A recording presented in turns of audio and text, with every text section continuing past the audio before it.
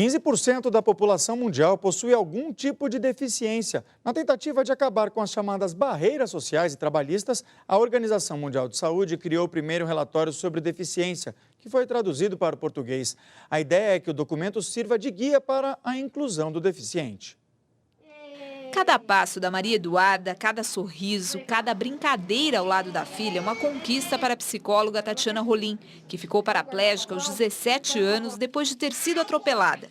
Ela teve que enfrentar as barreiras do preconceito para conseguir terminar a faculdade, arrumar emprego, casar e ser mãe. Foi difícil. Acho que no primeiro momento é uma revolta de você ver o olhar das pessoas diferente, de te entender como assexuado, atrabalhista, todos os As, né? São tirados todos os nossos direitos. Cerca de 1 bilhão de pessoas vivem com algum tipo de deficiência. Elas representam 15% da população mundial.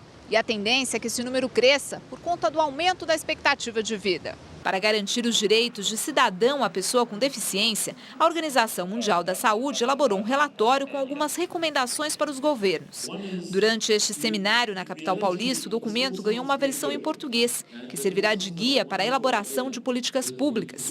Segundo a OMS, é fundamental que o Estado invista em programas de educação, reabilitação e saúde voltados para o deficiente.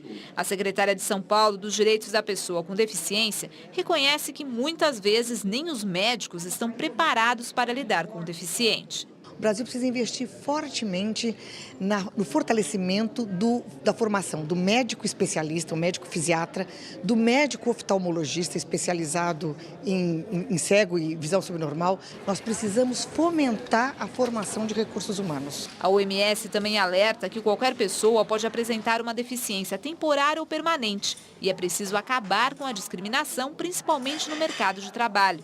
No Brasil, a lei determina o percentual de vagas que uma empresa deve destinar para portadores de deficiência, mas nem sempre isso é suficiente. Muitas vezes a empresa não quer fazer adaptações, então escolhe as deficiências menos severas, não quer procurar tanto e apresenta sempre os cargos com um salário mais baixo. Ao lutar pelos seus direitos, a Tatiana espera construir uma sociedade mais justa para a filha Maria Eduarda. Porque eu luto para que ela também tenha um modelo de sociedade melhor. Deus permita que ela tenha muitos amiguinhos com deficiência para que essas pessoas representem o direito de igualdade na escola, no trabalho, na vida afetiva e tudo mais.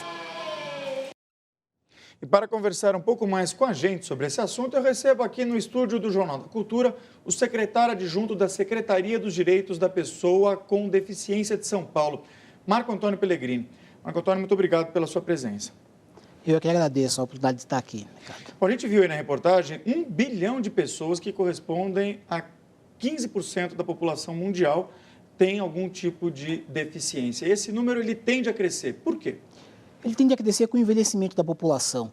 Hoje a qualidade de vida, as condições que são oferecidas melhoraram, avançaram um pouco e com a idade se acentuam os problemas de audição, de visão, de movimento mesmo, de mobilidade. E isso tende a trazer um agravamento desse quadro. E o mundo está preparado para receber essas pessoas bem, né, com condições? Não está preparado. Ainda é preciso avançar muito em políticas públicas que atendam a essas questões. Agora, o Brasil, né? Em que lugar ele fica comparativamente com outros países do mundo nessa questão? O Brasil é uma referência, por exemplo? O Brasil é uma referência nesse avanço. Nós temos trabalhado muito nesse sentido. São Paulo é um estado que vem implementando políticas em todas as áreas do esporte, na saúde, no trabalho, no transporte. Nós temos avançado bastante. Agora, é uma referência principalmente no que diz respeito à legislação, não é isso? A legislação também, né? Nós temos legislação hoje que assegura os direitos da pessoa com deficiência. Aqui nós temos uma secretaria que cuida desse assunto. Uma secretaria com âmbito transversal dentro do governo, que vem fazendo com que as políticas aconteçam nas pastas fim. Então, nós não temos intenção de atender essas pessoas, mas que a saúde, que a educação, que o trabalho, que o esporte, todas as secretarias atendam as pessoas como atendem as outras pessoas. Agora, um aspecto importante da legislação foi a lei de cotas, que permitiu que as pessoas com deficiência pudessem acessar, de fato, o mercado de trabalho. No entanto, a gente vê que muitas empresas ainda desrespeitam essa lei, né? O que acontece exatamente? São 306 mil pessoas trabalhando com carteira assinada. Esse número, por si só, já concretiza um cenário de que isso é uma realidade, isso é uma possibilidade concreta, isso é possível que as pessoas estejam trabalhando. Mas ainda muitas empresas teimam em negar isso, fazendo, ao invés de empenhar esforços em conquistar esse mercado, conquistar esse espaço para essas pessoas, oferecer esse resultado, elas estão fazendo lobby tentando derrubar a legislação. Fazendo o que exatamente? Existe um projeto de lei no Congresso que flexibiliza essa legislação? Existe o PLS 112, de autoria do senador José Sarney, que já foi derrubado em uma audiência pública em 2008, que estivemos presentes, e que ele continua lá aguardando relatoria, continua vivo e com um lobby muito forte por trás da Confederação Nacional de Indústria, da Confederação Nacional de Transporte, que teimam em dizer que isso não é possível. Isso é uma realidade para muitos e pode ser para muito mais gente. Agora, as empresas reclamam que não tem gente capacitada para ocupar esses cargos. Isso é verdade? Não, não é verdade. Nós, no Brasil, os problemas que as pessoas com deficiência enfrentam é muito semelhante ao que o restante da população enfrenta.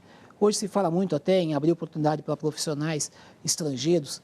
Nós aqui temos um problema de formação de mão de obra, é uma situação de pleno emprego, o avanço que as empresas tiveram. Isso atinge toda a população, as empresas formam as pessoas que elas recebem e devem formar também as pessoas com deficiência. Agora, falta dar apoio também às pessoas com deficiência no sentido de reabilitação, de fornecer equipamentos adequados no Sistema Único de Saúde, para que essas pessoas possam se incluir melhor dentro da sociedade? Sem dúvida nenhuma, porque é muito diferente antes desse estado de cidadania que as pessoas conquistaram, utilizar-se de um equipamento, de uma prótese, de uma órtese, de uma cadeira de rodas, sem qualidade, porque ela ficava estacionada, ficava presa em casa. Hoje não, com a atividade que ela tem, ela precisa de equipamentos de qualidade. O Estado de São Paulo investe muito nisso, na rede de reabilitação no Simão Toro, que são 20 hospitais de reabilitação espalhados pelo Estado, que hoje já temos lá em Ribeirão Preto, São José dos Campos, São José dos Campos. Nós temos em vários locais já funcionando aqui na capital e que investe nessa dispensação, nesse atendimento com qualidade. Agora, uma cadeira como a do senhor, por exemplo, que é uma espécie de Rolls Royce da cadeira de rodas, ela é bastante cara, né? Ela é bastante cara, sem dúvida. É o top disso que nós temos hoje disponível no mundo e que me oferece uma autonomia, uma condição de trabalho muito avançada. Eu consigo usar o computador, consigo estar o dia inteiro sentado. Hoje comecei o expediente muito cedo e estou aqui com você e ainda consigo desempenhar essa atividade com tranquilidade. Mas dentro do nosso plano aqui de atendimento pelo SUS, nós estamos desenvolvendo alternativas baratas em que seja possível dispensar as pessoas e que elas possam também ter autonomia. Quem tem paralisia cerebral, quem tem doenças degenerativas, quem tem situações importantes de questão de mobilidade, que consigam também ter acesso a isso. Poderia, por exemplo, haver uma linha de crédito para quem quisesse comprar equipamentos mais sofisticados com juros mais baixos, subsidiados pelo governo, por exemplo. Isso, exato. Foi oferecido agora pelo governo federal, nesse plano que foi lançado, um plano importante em atenção às pessoas com deficiência, uma linha de crédito aí de até R$30 mil, se não me engano, oferecendo juros subsidiados. Nós queremos ver isso acontecer, que seria bastante importante também. Mas é importante que o SUS seja reforçado, que a lista do SUS, do que é oferecido através dessa lista, que de fato atenda as pessoas. Tá ok, muito obrigado, Marco Antônio, pela sua presença aqui no Jornal da Cultura, edição de sábado. Eu é que agradeço, muito obrigado. Tá aqui. A seguir, a rodada do Campeonato Paulista com o Corinthians na liderança. Os favoritos da festa do Oscar amanhã em Los Angeles. A gente volta em instantes.